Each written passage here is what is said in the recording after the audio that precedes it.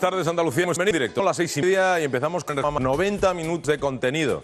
Contenido que tiene que ver con la A de Andalucía, con la P de problemas, con la S de soluciones y sobre todo con la R de reflexiones. Queremos reflexionar sobre nuestra comunidad. Queremos que nos animéis a través del teléfono o que nos critiquéis.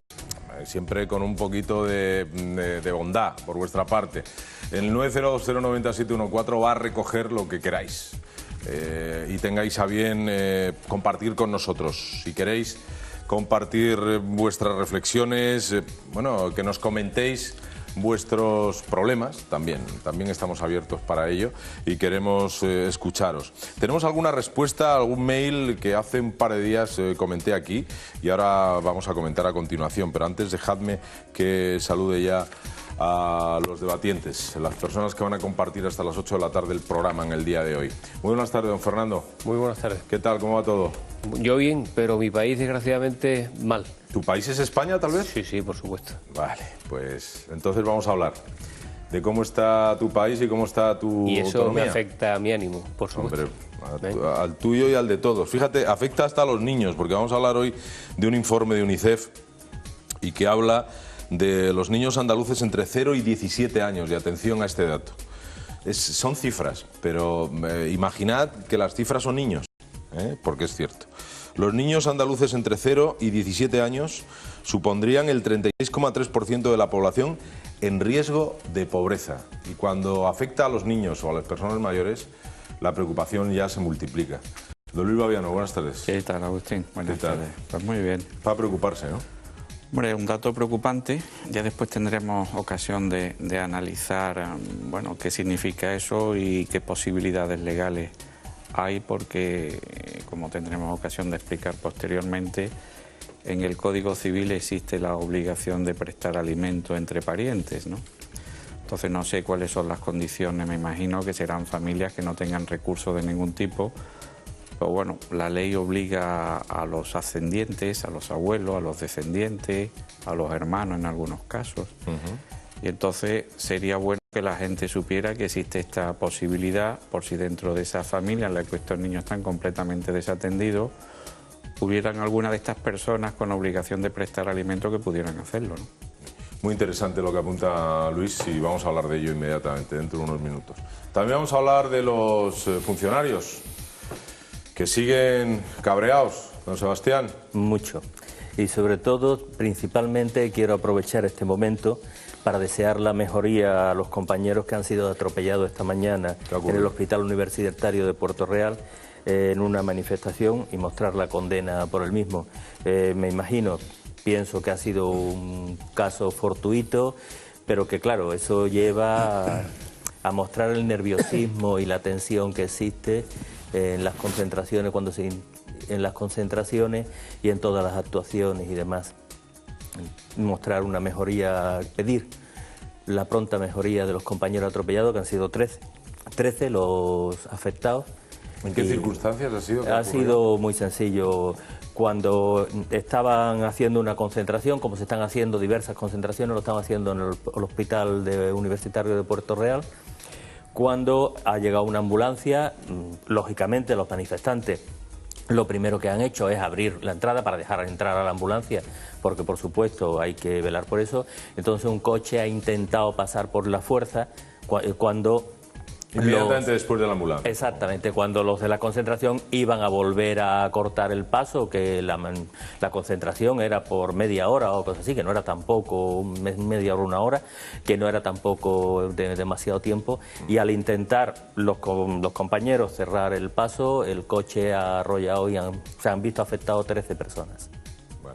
¿Están ingresados algunos de ellos? Algunos de ellos, en principio creo que eran 4, no sé si de urgencia han pasado, no sé la evolución que han tenido todavía, porque esto ha sido esta mañana, pero en principio, y además me imagino que habrá sido fruto del nerviosismo de todos, tanto del conductor como de los manifestantes. No son buenos tiempos para casi nada, Sebastián. Yo diría que para casi nada, que es más todavía. Sin dudas.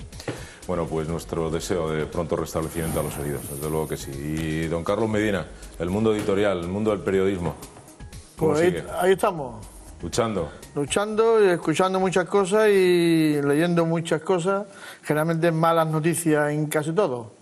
Yo tengo la impresión de que Rajoy o no se enteraba, o lo han engañado, o no sabe dónde está metido, porque el país no puede estar peor, vamos. La prima de riesgo, mira cómo está el euro, mira lo de Bankia, sí, es lo que decía Fernando, vamos, es para llorar. Y encima aquí una concentración pacífica y por derechos, pasa lo que pasa, pues vamos de accidente en accidente, a ver dónde llegamos, ¿no? Sí, desde luego sí. Hay nervios y porque la situación cuando la realidad es tan cruda y tan cruel, pues la gente se pone nerviosa. Esperemos que los ánimos se calmen, esperemos encontrar una solución, esperemos que dentro de este negro túnel en el que estamos transitando, tanto Andalucía como todo el país, vea ese rayo de luz al que hacía referencia uno de los ministros a nivel nacional hace algunas fechas. Hay un correo del que yo hablaba el otro día y por lo visto ha llamado ya esta persona, Manuel González Ruiz. Decía, lo recuerdo rápidamente: buenas tardes Agustín, equipo, hoy como casi todos los días os he estado viendo y nos vistes el otro día porque yo dije que llamaras hoy y lo has hecho. Por lo tanto, gracias Manuel por tu fidelidad. Dice, no he podido entrar por teléfono. Bueno, el caso es que os cuento, en el año 2007 tenía un piso, compré otro con la idea de vender el primero y quedarme con una pequeña hipoteca.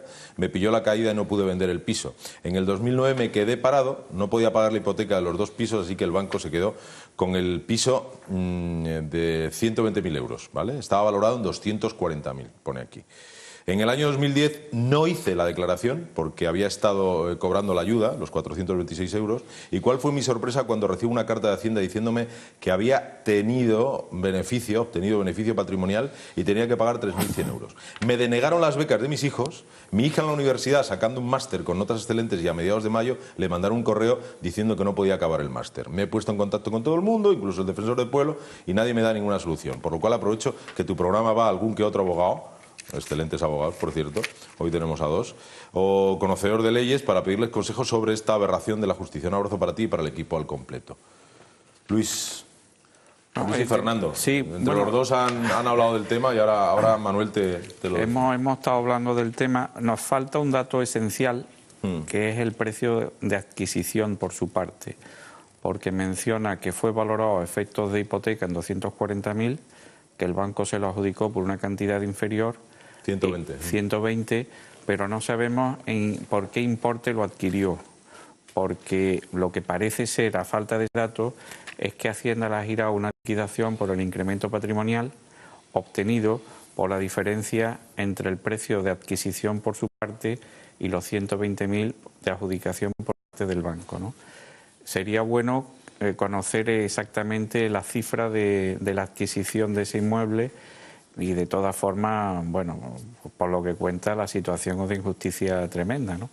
Lo que pasa es que si él adquirió por un valor inferior al que se le adjudicó el banco, realmente tiene un incremento patrimonial. Otra cosa es que esté en condiciones de sufragar o no el impuesto, pero habría que tener ese dato, ¿no, Fernando? Es lo que hemos estado hablando. Sí, porque si la valoración fuese la valoración que dice este señor, el valor de compra, habría una minusvalía y por lo tanto habría una pérdida. Eso no, lógicamente no es objeto de tributación, pero lo normal será que es que en el año 2007 estaba valorado en esa cantidad, él lo compró por una cantidad inferior al precio al que se ha subastado cuando el banco ha tenido acceso al piso y por lo tanto hay una plusvalía posiblemente que es la que le carga Hacienda ahora. Pues lo tenemos al teléfono. Manuel.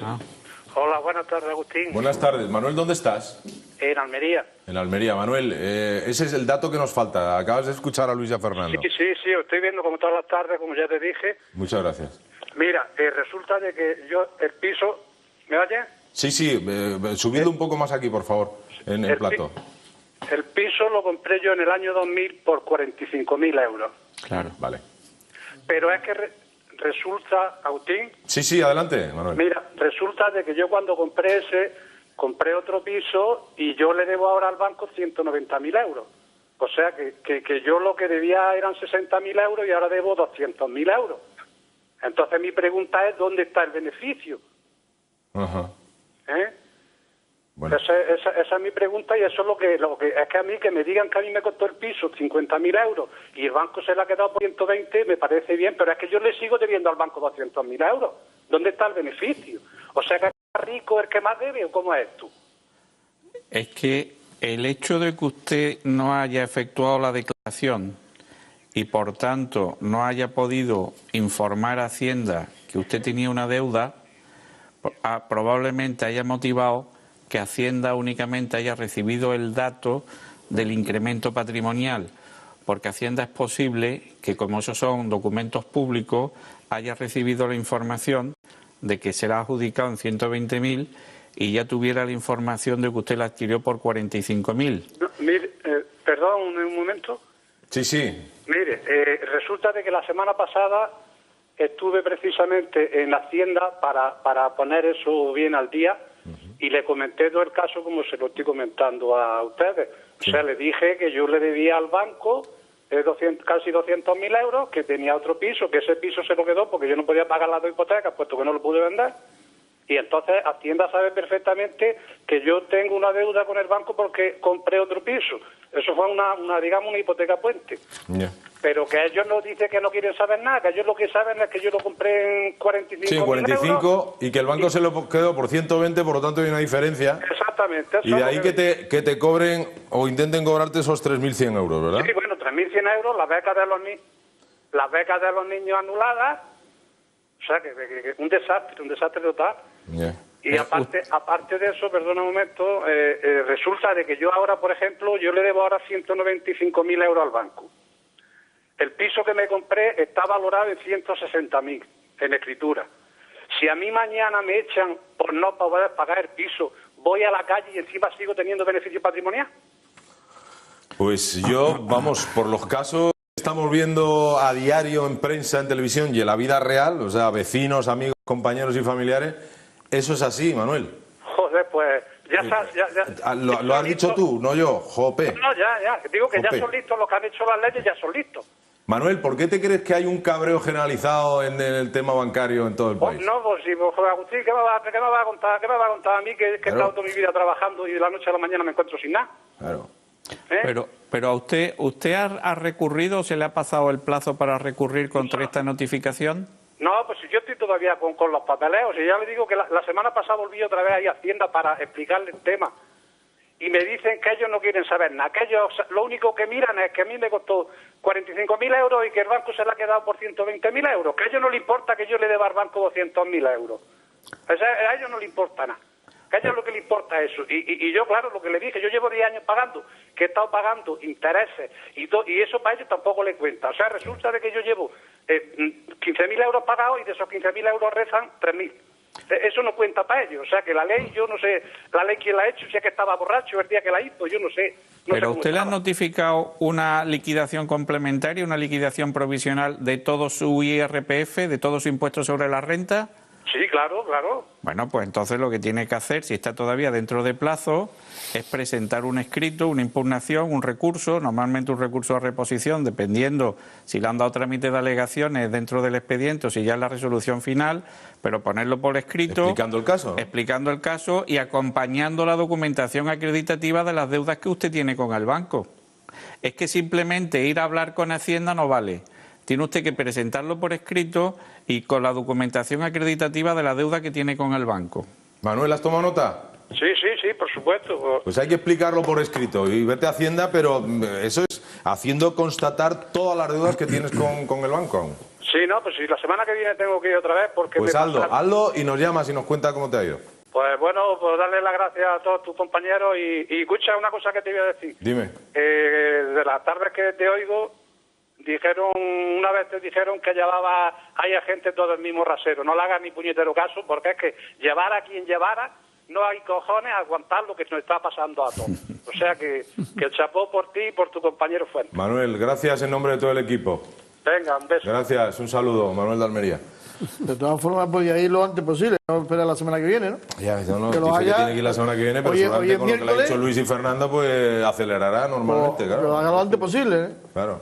Bueno, casos como el de Manuela y a patadas. Desgraciadamente. Bueno, sí, Así de claro. pero lo que no hay derecho, hablando de patadas, Es que estás hablando con uno que le ha pasado, ¿vale? O sea, bueno, ya, pero lo que no hay derecho es que los clubes de fútbol deban millones de euros a Hacienda y no hagan nada. Y se permitan el lujo de fichar jugadores de 90 millones de euros. O sea, me parece es que lo de este país es de auténtica vergüenza. Mande quien mande en el gobierno. O sea, esté el partido que esté, Hacienda hace siempre un libre albedrío. Y siempre pagan lo mismo, los trabajadores. Y aquí ya puede estar el PP, el papá o el PSOE, es igual. Hacienda siempre va contra, vamos, a lo fácil. Y los clubes de fútbol, que es un tema que todos conocemos, deben miles y miles de millones. Nadie se mete con los... Bueno, ahora se han metido un poquito, pero pagarán a tiempo cuando les dé la gana. Y nadie se mete con el fútbol porque el fútbol en este país es lo que es, claro. Con Franco había todo el día de fútbol y se mosqueaba la gente, y ahora hay fútbol por la tarde y por la noche. Ahí está aquí. ha sido. Leña, ¿Leña qué? al mono. Al mono. Claro. Hasta que rompa la cadena. Claro. En cadena puede estar mucha gente. Madre mía. Uy. Además, no es lógico como están las leyes actualmente para los bancos, el que yo que soy profano, no soy de derecho ni Pero eres economista, cliente de banco, ¿a que sí? soy padecedor de los bancos. Claro, todos somos Yo clientes. estoy en situación parecida a la tuya, hay quien se queda sin muchos millones también, o sin millones que invierte o lo que sea, etcétera, etcétera. Pero bueno, sobre todo que no es lógico que en una hipoteca, que se sabe que en una hipoteca al principio se cobren única y exclusivamente intereses, que se lleva uno pagando un montón de años intereses, y cuando uno se da cuenta que piensa que ha pagado algo del piso, no ha pagado ni un solo céntimo. Nada más que ha sido intereses para el banco. Ellos primero se cobran sus beneficios y después vendrán tu capital amortizado. Ese es el negocio que tienen. Pero eso no de Los ahora, otros son no de todos. siempre. Bueno, depende. Hombre, pero las leyes hay que cambiarlas. Depende del tipo de hipoteca, ¿eh? Vamos a ver, la principal injusticia, entre comillas, que se puede causar en todo lo que es el derecho continental es que la adjudicación al banco del inmueble hipotecado solventa la deuda exclusivamente por el valor del inmueble, no la totalidad. En el derecho anglosajón es al contrario. Es decir, en el derecho anglosajón yo entrego las llaves del piso al banco y se entiende satisfecha la deuda. Pero eso es porque legalmente el concepto de hipoteca en el derecho anglosajón y en el continental es completamente distinto. En nuestro derecho, en España en concreto, la hipoteca es siempre un derecho accesorio y de garantía. Es decir, la hipoteca no existe si no preexiste una obligación que deba ser garantizada. Esa obligación que es garantizada por la hipoteca suele ser el contrato de préstamo que firmamos con el banco. Y ese contrato de préstamo establece una responsabilidad universal y personal de la persona que recibe el préstamo. Eso significa que como la hipoteca es un derecho accesorio de garantía, no es en sí la obligación, el banco declara satisfecho el importe del crédito en la cuantía en la que se adjudica el inmueble. Pero el resto de la obligación, la principal, la del contrato de préstamo, sigue vigente por el saldo que quede. Yo entiendo que eso da lugar a injusticias, pero digamos que es un concepto estructural dentro de todo el derecho continental y que tendríamos que cambiar muchas leyes para que se pudiera aplicar o se pudiera importar en nuestro derecho patrio estas soluciones de derecho anglosajón fundamentalmente. ¿En qué país funciona de otro modo y más, En de forma más justa? En Inglaterra, en Estados Unidos, en Australia. Claro, ahí está. Y además son países que no están... Ayer donde hay que irse. Claro, y por directamente. ejemplo Inglaterra, que no está el euro No allí, sé. menos mal que no está el euro, no son listos los ingleses. Pero un momento, los países anglosajones tienen una desventaja también. Luis ha hablado de las ventajas, pero no todos son ventajas. Cuando se concede una hipoteca en un país en Norteamérica, por ejemplo, suele haber 3 tramos en lo que es el préstamo en sí, en el que se establece una serie de seguros de garantía. Esos seguros encarecen ostensiblemente la hipoteca. Entonces, la hipoteca, la cuantificación normalmente del coste global de del contrato de préstamo es más asequible en la Europa continental que en los países anglosajones, precisamente por eso. Lo que es verdad es que después, en el caso de infortunio, de que la cosa marche mal, la posibilidad de la dación en pago que existe, que es como está planteado en el sistema anglosajón, no existe en Europa, salvo que se pacte. Pero eso, Fernando, es motivado, por eso digo que hay que cambiar por completo el sistema registral español. Pero hemos entrado en tecnicismo, no sé si interesa. Sí, bueno, pero de momento creo que se está entendiendo, porque además esto interesa a todo el mundo, porque el 98% tiene hipoteca. Es que resulta que el sistema registral español es completamente diferente. En Estados Unidos y en el Reino Unido no existe el registro de la propiedad. Es decir, no hay un registro que garantice al tercer adquirente que compra un título válido y plenamente vigente, ¿no? Entonces, como no existe esa garantía, se suple con el seguro privado. Es decir, cuando en Estados Unidos se va a comprar una casa, ¿sí? ¿Qué pasa? Se ponen en contacto los dos abogados cambian los contratos, tienen normalmente una agencia de seguros, piden la cotización de la agencia de seguros y entonces se firma una póliza por la cual el comprador queda garantizado por la compañía de seguros de cualquier daño o perjuicio que sufra si el título del vendedor no es justo o adecuado o se ve expuesto a reclamaciones por parte de terceros. Ah, sí, lo garantiza una compañía de seguros. Lo garantiza una compañía de seguros. Mientras que en el sistema español esa garantía te la da la inscripción registral. Parece más serio la nuestra, ¿no? Es más serio la nuestra. Por eso digo que es que... hay que cambiar muchas cosas. Hay que cambiar muchas cosas. El cambio aquí es que aquí el piso se queda Hacienda y en Norteamérica los abogados, que son los más listos del mundo. No es Estados Unidos ser abogado es una ventaja. Lo de Estados Unidos tiene, históricamente, está motivado porque sabéis que la colonización de Norteamérica fue mediante la roturación de tierra. Eso era de los pobres indios que llegaban allí, llegaban los colonos, roturaban la tierra, es decir, ponían unas estacas, unos límites y decían, esta tierra es mía. Claro, ni registro de la propiedad, ni título justo de adquisición, no es como aquí que tenemos inscripciones del año 1800, que fue cuando las primeras eso del registro, ¿no? Entonces, ese sistema de adquisición de la propiedad motivó la imposibilidad de un registro de la propiedad centralizado. Y como evidentemente había muchísima litigiosidad y muchísimos problemas, pues se instauró la solución de las compañías de seguro. Y hoy por hoy, las compañías de seguro que garantizan las adquisiciones de la propiedad es un grandísimo negocio. Pero efectivamente, como dice Fernando, encarece el préstamo. De todas formas, a pesar de todo eso, hay cosas positivas en uno, cosas positivas en otro. Yo sigo insistiendo, los políticos están para legislar. Y evidentemente, si se ve que actualmente, como está la cosa, está surgiendo grandes problemas a los ciudadanos españoles, porque no se ponen a buscar el sistema, aunque haya que cambiar muchas leyes. Se toma con paciencia y se van haciendo. Y que se haya una cosa un poquito más equitativa para los españoles. Yo estoy de acuerdo y de hecho se está estudiando. El problema es que eso no iba a poder tener en ningún caso carácter retroactivo. Por supuesto. Es decir, eso puede ser una solución de futuro. Que bueno, que se estará estudiando, porque claro, ese problema no lo tenemos solo en España, lo tienen en Italia, lo tienen en Francia, lo tienen en Austria, lo tienen en Alemania, que es donde tenemos un poco todo nuestro derecho romano, ¿no?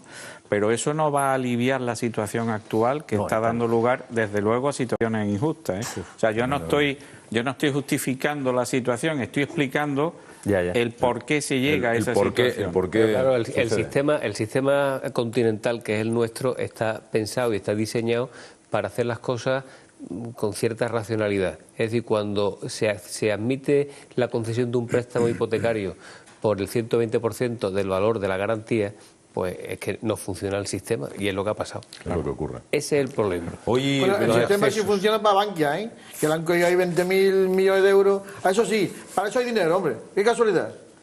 Al final, para el sistema financiero son 50.000, no son 50.000 millones, ¿no? Si queréis entramos en lo de Bankia, no sé si está con la gente del día. Hay que buscar 50 millones, ¿no? Vamos a ver, si a mí me pilla todo, soy cliente de Bankia, o sea, si es que me pilla por todos lados, ¿vale? O sea, ¿qué os voy a contar? Pero nadie dimite.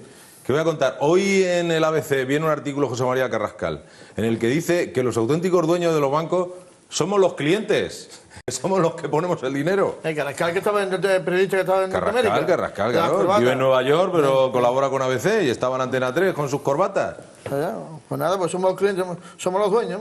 Claro, no, es que somos los auténticos dueños. Dice, sin el dinero de los clientes, si tú retiras el dinero, un banco desaparece. Creéroslo. Es que así, yo creo, ¿no? Así. Seguro. Mira, Vivimos acongojados por una cosa, un edificio pone banco.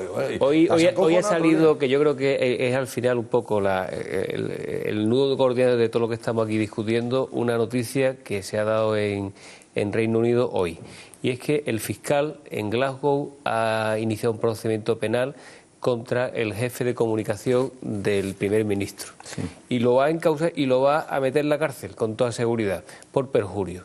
Si aquí empezáramos a meter en la cárcel a todos los que mienten, no quiero contar las cárceles como iban a estar. Oye, son 10 años de cárcel, ¿eh? Son 10 años de cárcel, no es ninguna tontería el perjurio. Pero volvemos también, porque ese es el sistema. Porque el sistema anglosajón, igual que el americano, cuando tú vas a Estados Unidos y te hacen firmar una declaración jurada en la aduana de que no llevas nada, cualquier español o cualquier latino dice que es chorrada y lo firmas como si nada. Ojo, como te trinquen, que como esa declaración jurada sea falsa y te trinquen, es que te tiras 10 años en la cárcel. Cierto. Mientras que aquí esa mentalidad y esa cultura no existe. Tú haces una declaración La tarjeta verde, Luis, la tarjeta verde dice, ¿usted piensa atentar contra el presidente de los Estados Unidos? Hay más de un caso del bromista del grupo que va en el avión y pone sí. Bueno, pues ese no baja en Nueva York si ha llegado al John F. Kennedy, no pisa el aeropuerto. Ese es detenido automáticamente y si tiene suerte, devuelto en el siguiente avión, si tiene suerte. No, el problema es que si comete la acción terrorista, aparte de la pena por la acción terrorista, tiene 10 años más por haber jurado en falso que no iba a atentar contra el presidente de Estados Unidos. Tenemos a alguien al teléfono. Buenas tardes. Hola, buenas tardes. Hola, nombre, por favor. Yo soy María José y encantada de hablar con usted y con los colaboradores. Muchas gracias, María José. ¿Dónde estás? En Benalmádena. En Granada. Adelante, no, Granadina. Benalmádena. Benalmádena. Joder, vaya oído que tengo. Dime, María José. No, es que estaba escuchando el tema del registro de la propiedad y a mí me pasó un caso muy curioso. Cuando yo fui a comprarme mi vivienda, pues claro, cuando uno solicita el registro de la propiedad, pues también tiene unos trámites de letrejas que no entendemos el pueblo llano. Yo fui a un amigo, director de un banco, y me dijo con estas palabras: ojo, que aquí solamente existe registrado lo que es la parcela, no la vivienda. Entonces, ¿quién controla eso también? Claro. Estaba registrada nada más que la parcela, no la edificación. Sí, solamente la parcela. La edificación no constaba ni existía en el registro de la propiedad. Ya. Bueno, eso es posible, porque para empezar la inscripción no es obligatoria. O sea, yo puedo comprar lo que sea y puedo inscribirlo o no puedo inscribirlo. Nadie me obliga a inscribirlo. Lo normal es hacerlo por la protección que brinda el registro. Ahora, si tenemos una parcela y sobre esa parcela se ha edificado algo, lo que tenemos que hacer es lo que se llama una declaración de obra nueva, una escritura de declaración de obra nueva donde se describa el edificio que se ha construido. Y esa declaración de obra nueva hay que inscribirla en el registro de la propiedad sobre esa parcela.